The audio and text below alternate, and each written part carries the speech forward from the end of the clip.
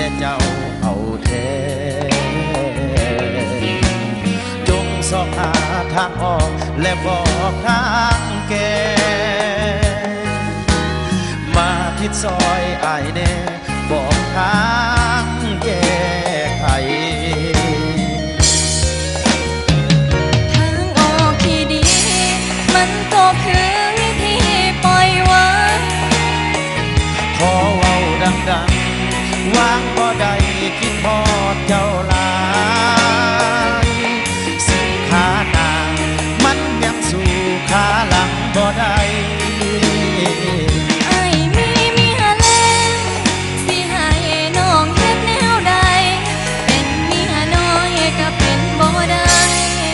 มันผิดของประเพณีเว้าสำนีกับพ่อน้องแฟนเก่าหลายคนแนมเบิ่งเฮาแล้วมันบ่ดีญาติเขาคิดเล่งลัดว่านัดกันอีดีแต่ความจริงเมื่อดีพบกันด้วยความบังเอิญก่อนจากขอยอมเขินว่าสู้เพื่อนคนเก่าบ่ได้ดอกนาโอ้ยจะเป็นปากหวานเนาะ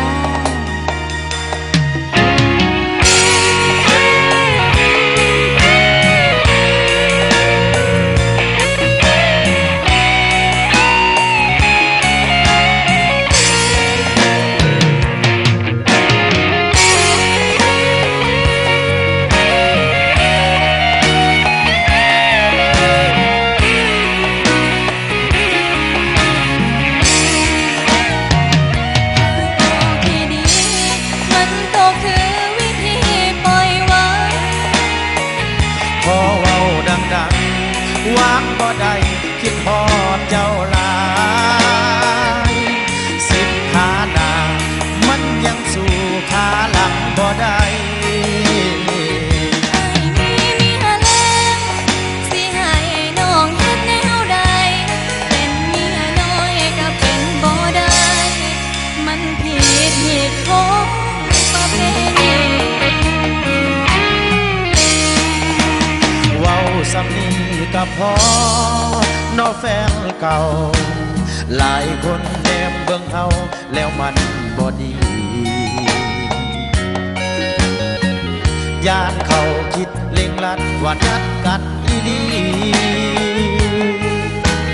แต่ความจริงมื้อนี้พบกันด้วยความบังเอิ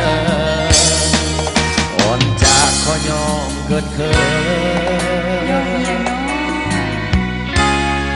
ว่าสู้เพื่อนคนเก่าบ่ได้ดอกนา